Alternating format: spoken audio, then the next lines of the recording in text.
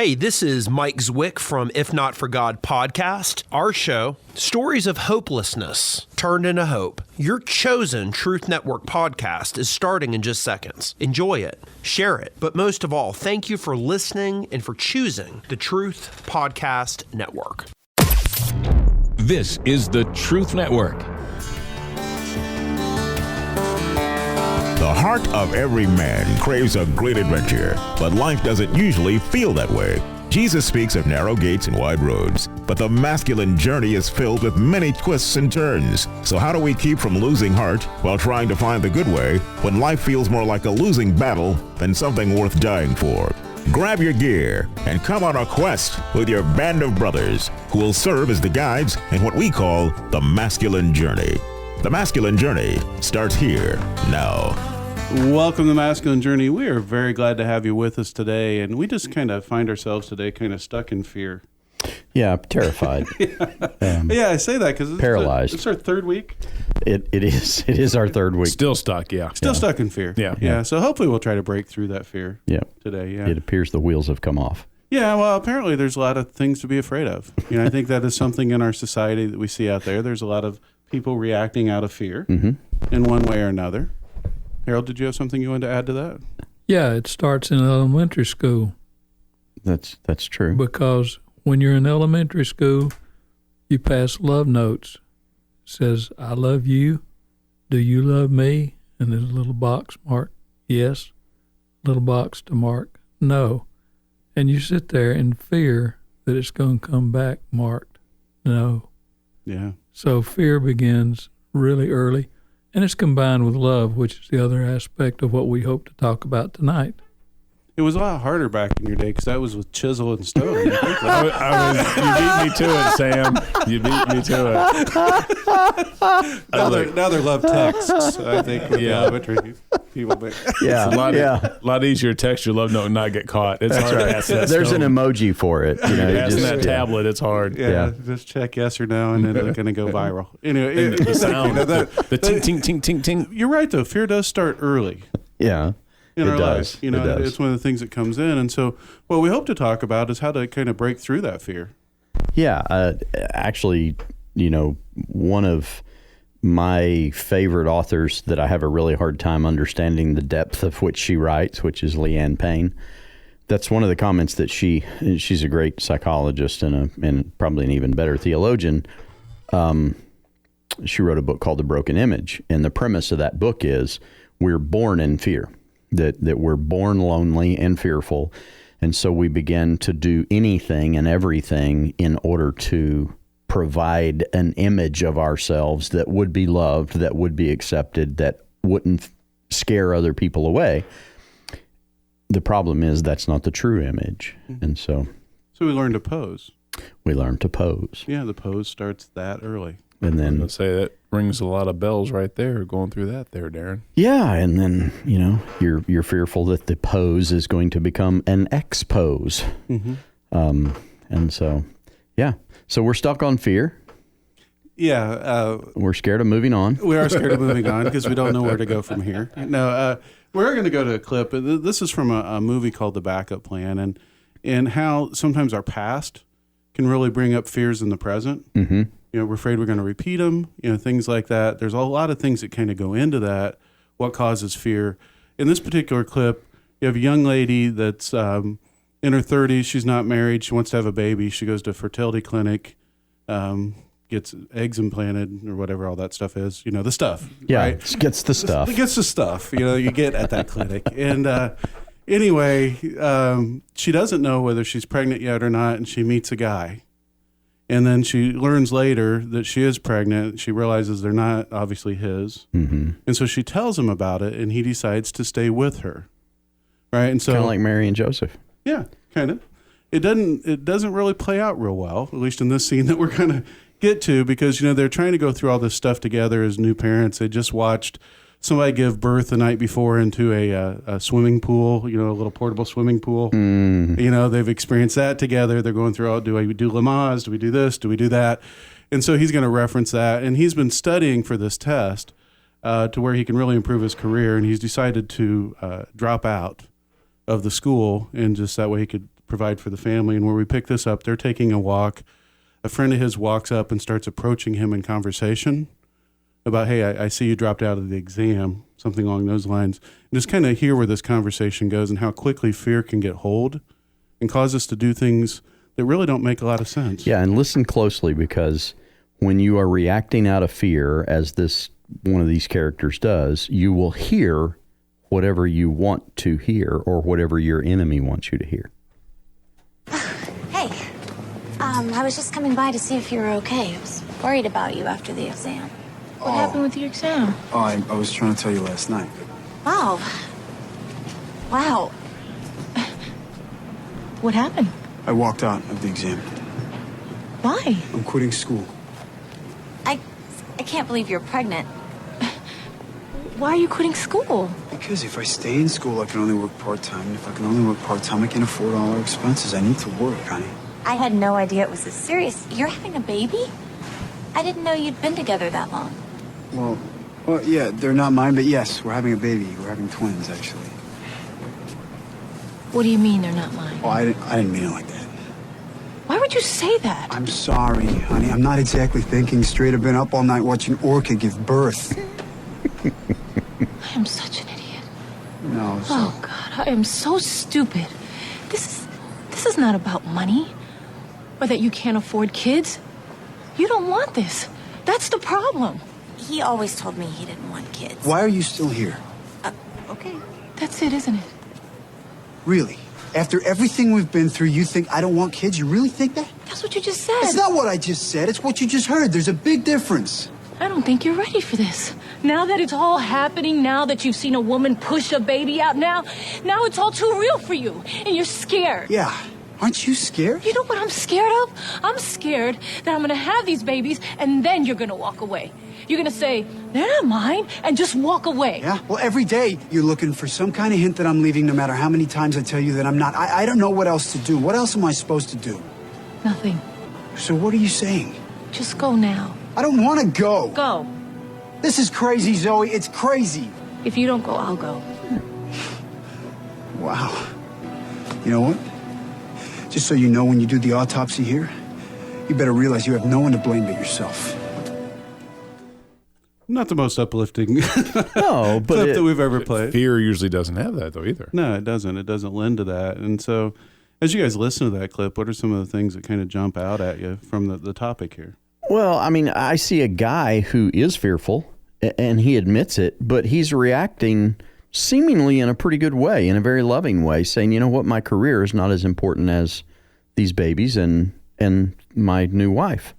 I am willing to change things for a very noble cause.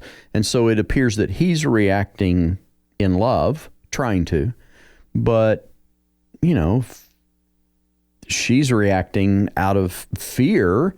She had this fear, I'm never going to have a man, I'm never going to have a husband, so I might as well go ahead and take control of my life, have the fertility issue taken care of, you know, circumvent that process, and then magically, delicious, as we say, God provides, you know, a man after the fact.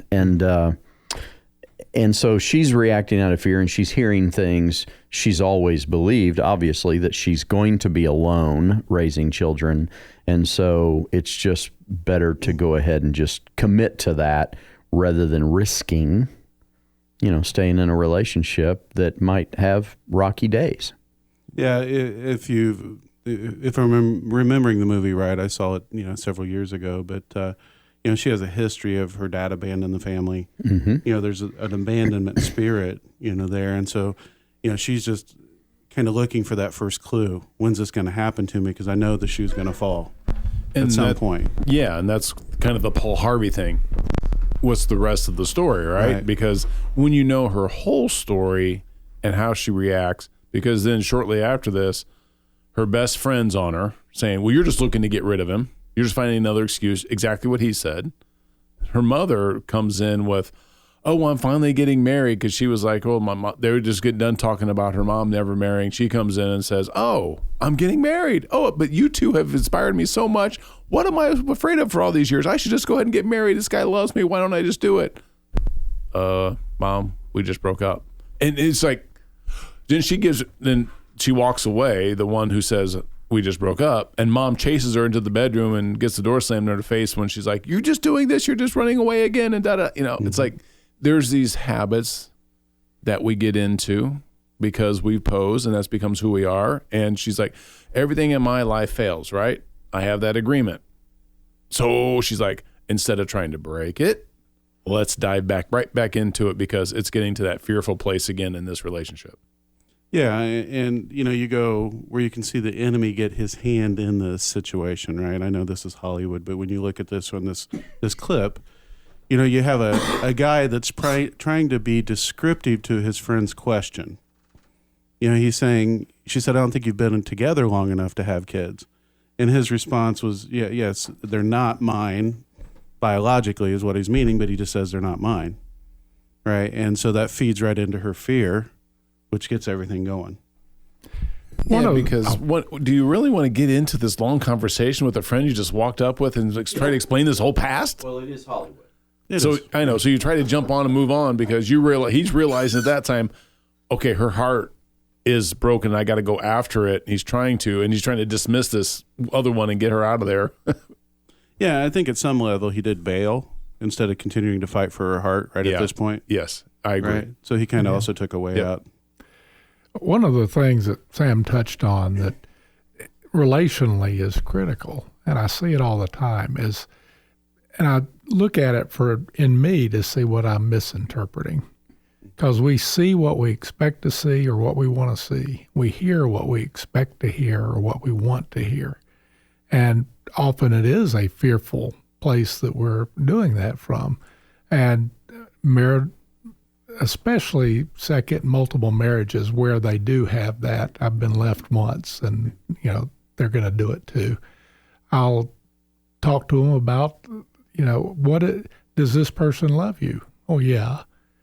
Then why are you expecting the worst from him or her? And that's so common and so painful. Yeah, they're waiting for that indicator that, things are going to go the way that they fear they will go. Yeah, and then we just talked earlier about being introspective and who is and who's not. And we're like, yeah, Sam's probably one of the best we have in the group that is doing that on a regular basis, does that very well. And I will have to say that I wouldn't say I do it well, but in the masculine journey, I'm doing it a lot better than I did before the masculine journey. Right. So things are really, coming to where it's like I do stop. I take that pause when the things start to escalate. I can recognize them sooner. I can say, oh, where am I and what am I adding to this? Absolutely. And when we come back, we're going to dig into some of our questions of each other of how do we react with fear. But now go to masculinejourney.org, register for the upcoming boot camp, November 12th through 15th at Park Springs up in Providence, North Carolina. Robbie Dillmore here. Your mattress getting a little thin on top? Well, check out the new mattress topper from MyPillow. I sleep hot and my wife sleeps cold, which make its phase change material invaluable to us. It comes with a 10-year warranty, it's washable and dryable, and it's made in the USA, backed by Mike Lindell's 60-day warranty. And best news ever, go to MyPillow.com, save 30%, use promo code CARGUY, or call 800-943-7096. Remember that promo code CARGUY. Hi, this is Sam with Masculine Journey. I'm here with my son Eli. We're going to talk about ways that you can help support the ministry. One way, you can go to smile.amazon.com. Go to smile.amazon.com. There's information on our website there on how to do that. You can go to facebook.com and click the donate button, or you can go to masculinejourney.org and find the donate button. masculinejourney.org. Or if you want to mail something in, mail it to P.O. Box 550, Kernersville, North Carolina, 27285. Now what do we do? Just be yourselves. Where are you going? I'm going to pick a fight. If it feels like every day is picking a fight, then you might want to come listen to The Masculine Journey and find out why we use clips like these to illustrate the story God is telling in the lives of men today. The truth is, God designed you to pick a fight, but which fights do we pick? Well, grab your gear and come on a quest. Every Saturday at noon. And now the Masculine Journey After Hours podcast. Masculine Journey Radio.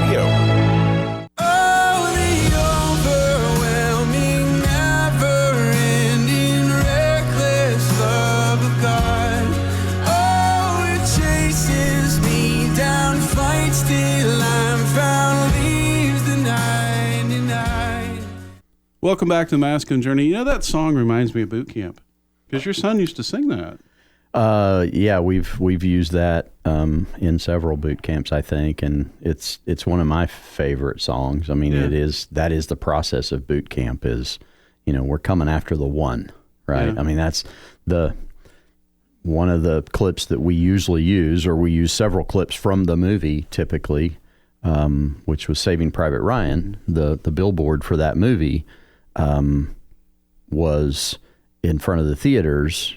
It had, the picture of that band of brothers there, and it said, "The mission is a man." Mm-hmm. And that's our mission at a boot camp. And so it is Jesus leaving the 99 and looking for the one. And you are the one.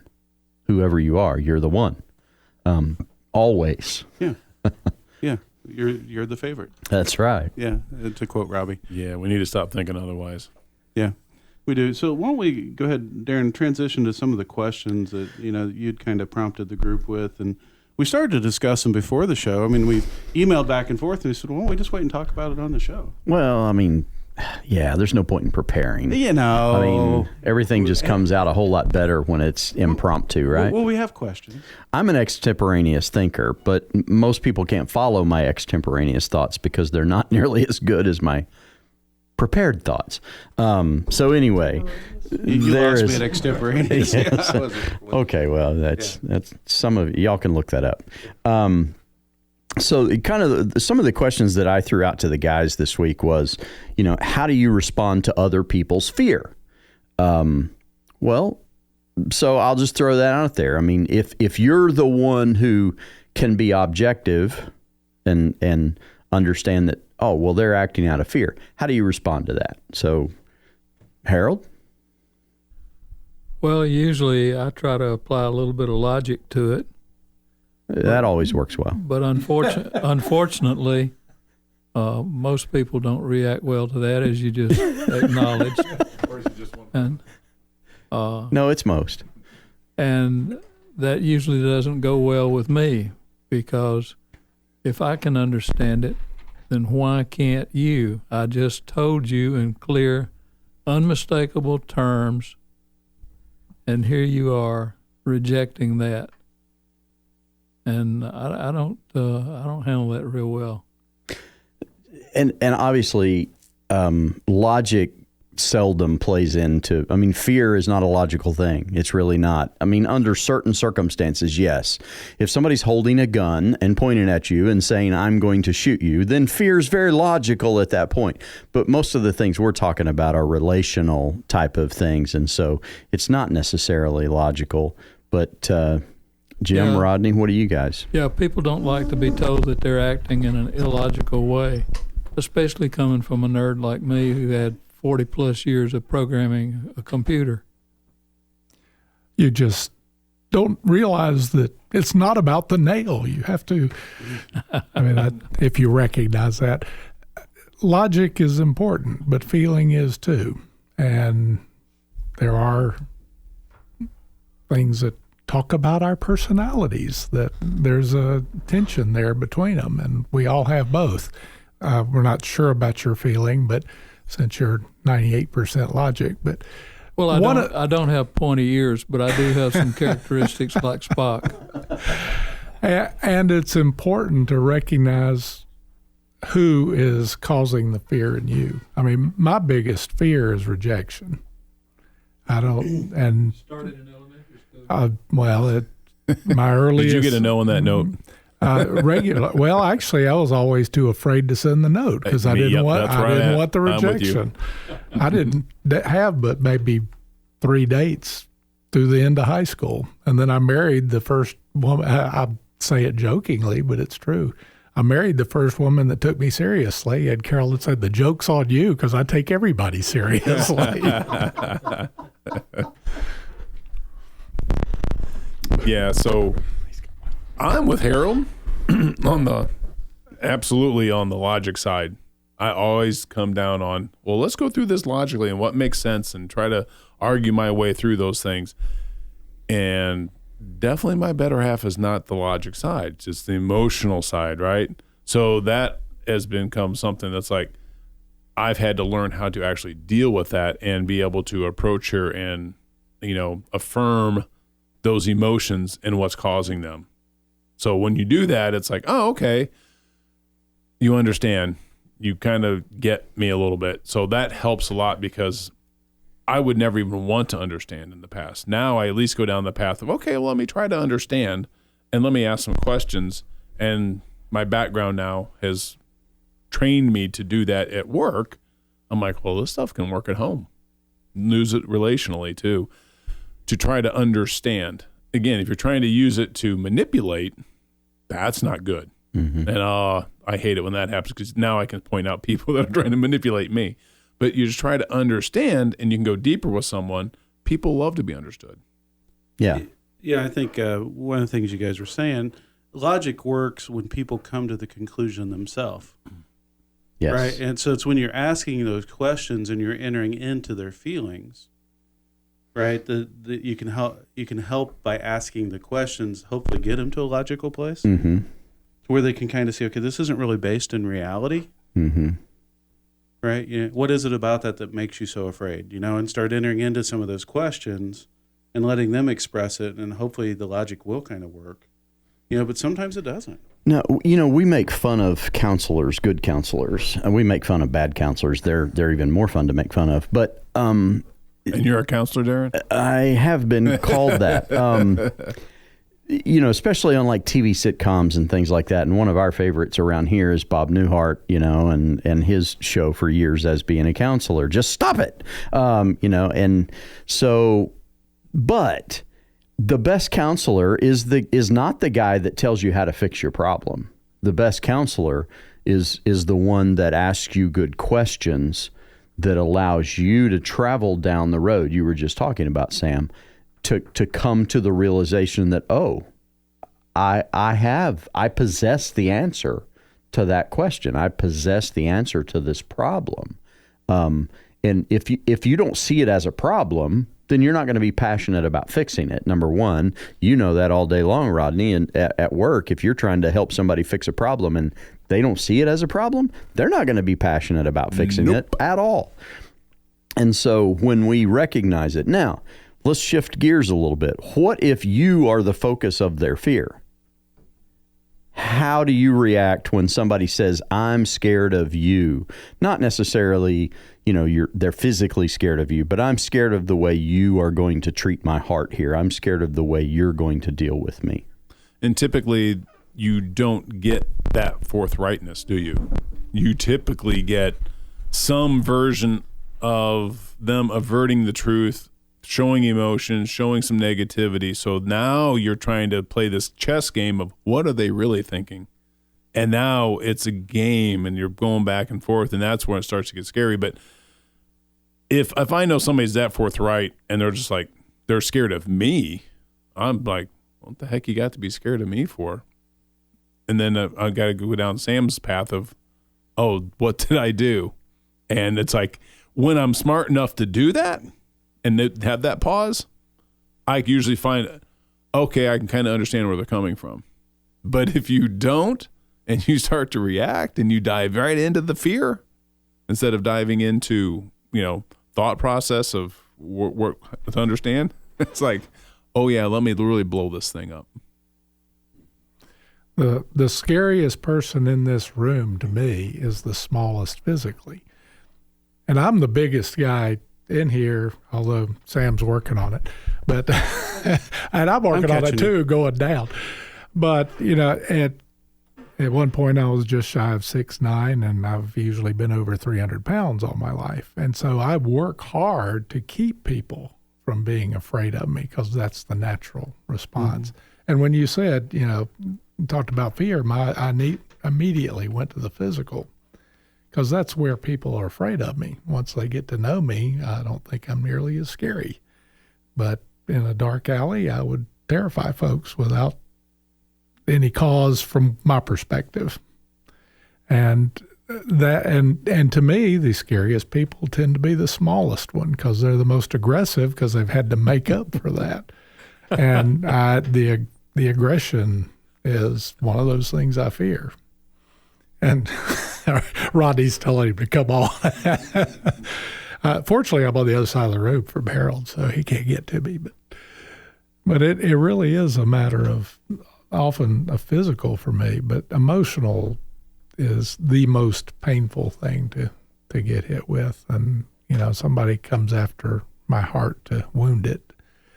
My reaction is normally running before fighting, but if you corner me, the golden retriever part of my personality comes out, and once I'm cornered, I'm going to bite.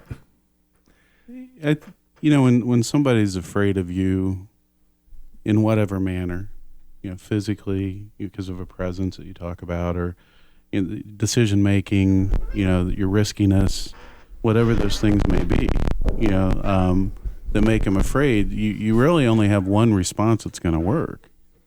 Right, and it's the topic of the show. Yeah, really, it's love. It's love, and that'll be more of a topic next week. Right. We'll be still running from fear next week, and running hopefully into the arms of love. But yeah, that's totally unlike Jim. Most of my life, I've been very much the risk taker, and I'm not saying that he's not a risk taker. It's just that I've never been worried about people being scared of me physically.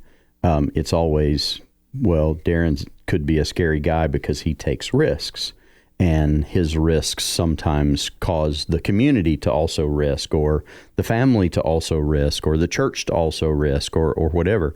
And so I've been called, dangerous before in a negative term. I've also been called that by God in a positive, sense. So my reaction to that, though, when people go, I'm scared of you, or you scare me, or it's not out of love usually. My reaction is usually fear, unfortunately. Not a good place to be. We're going to talk more about that in the After Hours show. Yeah, and when we come back next week to the regular show, we are going to be talking more about entering into love and how you can really go against fear by acting in a loving way. When we talked about the counselor, that's really what the counselor was doing. Mm-hmm. Right? When they're approaching you that way, they're doing it out of a loving place. That's why it works. It doesn't work when you come to it from a logical place. Right. Right? Because it's not necessarily out of a loving place in the same way it's interpreted. Right.